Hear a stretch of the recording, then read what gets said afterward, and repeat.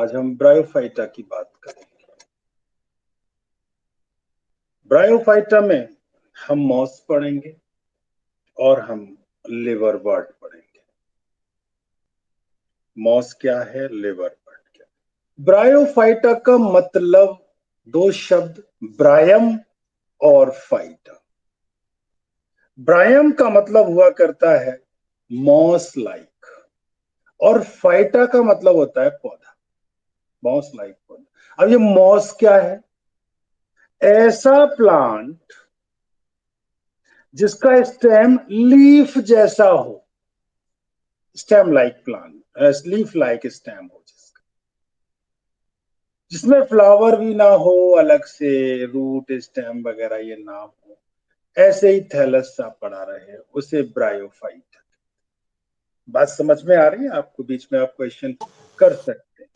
Yes sir. तो सबसे पहले रॉबर्ट ब्राउन नाम के साइंटिस्ट ने ये टर्म दिया ब्रायोफाइटा। ठीक है, बताइए ब्रायोफाइटा शब्द किसने दिया?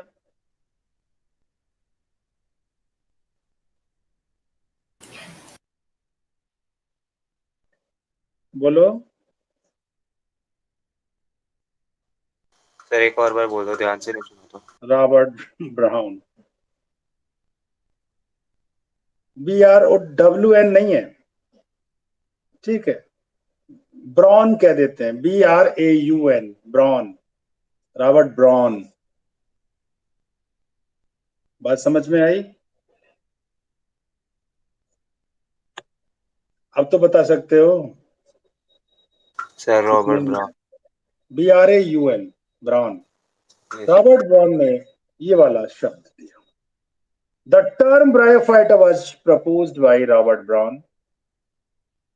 स्टडी, ब्रायोफाइटा की स्टडी को ब्रायोलॉजी कहते हैं और फादर ऑफ ब्रायोलॉजी हैडविग हैं, HEDWIG। पिताजी कौन है इसके, ब्रायोलॉजी के? हैडविग। कुछ साइंटिस्ट का अपना अलग मत है। वो जो कैवर्स है, कैवर्स को फादर ऑफ ब्रायोलॉजी मानते हैं। अब वहां के फादर ऑफ ब्रायोलॉजी इंटरनेशनल वाले हो गए। इंडियन ब्रायोलॉजी के जो फादर है उनका नाम है professor Shivram Kashyap. Professor Shivram Kashyap, father of Indian bryology.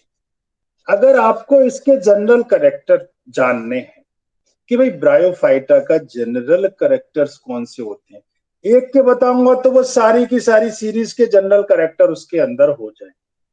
सबसे पहली बात जो आपको याद रखनी है, ये वो पहले पौधे हैं जो जमीन पर आए थे। इससे पहले के सारे पौधे पानी में ही रहते थे।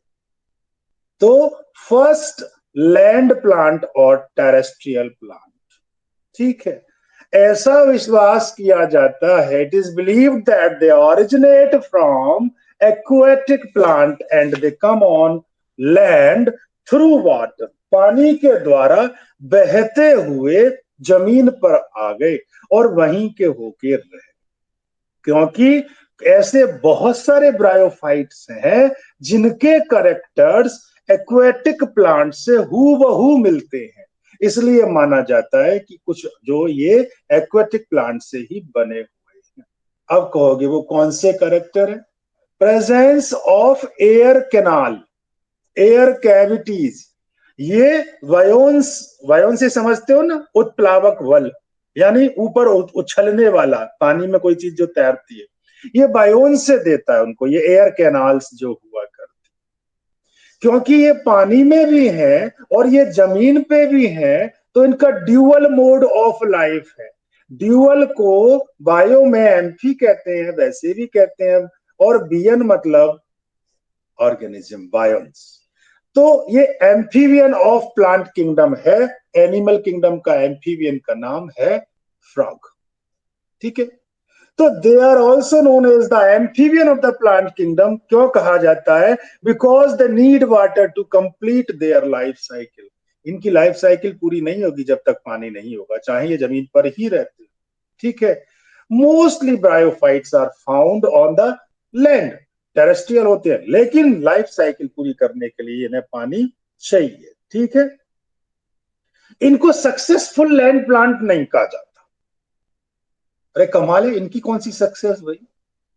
इनको सक्सेसफुल टेरेस्ट्रियल प्लांट या सक्सेसफुल लैंड प्लांट इसलिए नहीं कहा जाता क्योंकि इनमें वैस्कुलर टिश्यू एब्सेंट होता है। क्योंकि ये बड़े हो गए तो इनमें पानी ऊपर कैसे चढ़ेगा, इसलिए क्योंकि जाइलम नहीं है, फ्लोएम नहीं, and they need water for the fertilization, और अगर अंदर होता तो अपना थोड़ा बहुत यूज कर लेते। दूसरा, due to absence of vascular tissue they can't grow very tall, वो बड़े लंबे पौधे नहीं, छोटे छोटे ही रहते हैं। बात समझ में आ गई? अब वाटर का कंडक्शन इनके द्वारा इनमें कैसे हो, इनकी जो टिश्यूज में पेरेनकाइमेटस सेल्स हैं वो वाटर कंडक्शन में मदद करती है। The process of water conduction is in bryophyta takes place by the parenchymatous cell with the help of parenchyma. ये एक लिविंग टिश्यू है, ये बस पानी का आना जाना। क्या ब्रायोफाइटा में रूट्स होती है? नहीं, roots are absent in bryophyta. क्या उनके अंदर स्टेम एंड लीव्स ढंग से डेवलप होती हैं? तो stem and leaves of the bryophyta are functionally similar.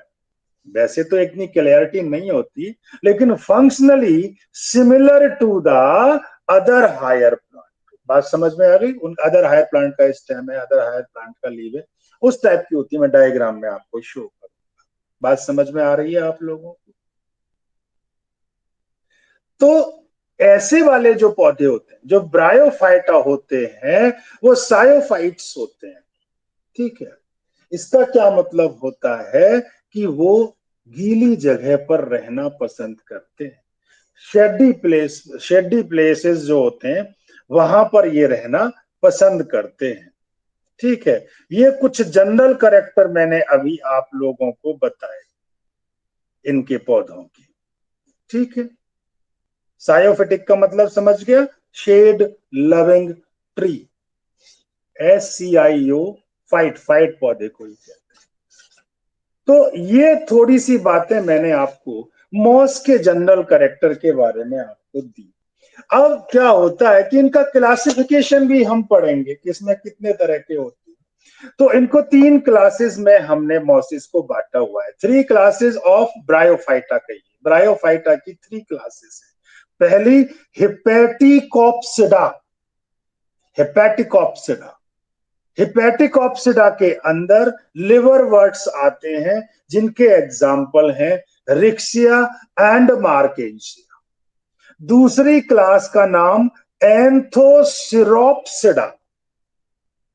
इनके अंदर हॉर्नवर्ट्स आते हैं, एग्जाम्पल है एंथोसिरोस। और तीसरी क्लास का नाम ब्रायोप्सिडा जिसमें सारी मॉसेज आती हैं, एग्जाम्पल है फ्यूनेरिया। अगर रिक्सिया का बात किया जाए तो लिवरवर्ट है, अगर फ्यूनेरिया का बात किया जाए तो मॉसेज है, और अगर एंथोसिरोस का बात किया जाए तो हॉर्नवर्ट है। ये 3 क्लासेस हैं किसकी? Bryophyta. This is all about the general character of the Bryophyta. Let's start the study in detail. Okay?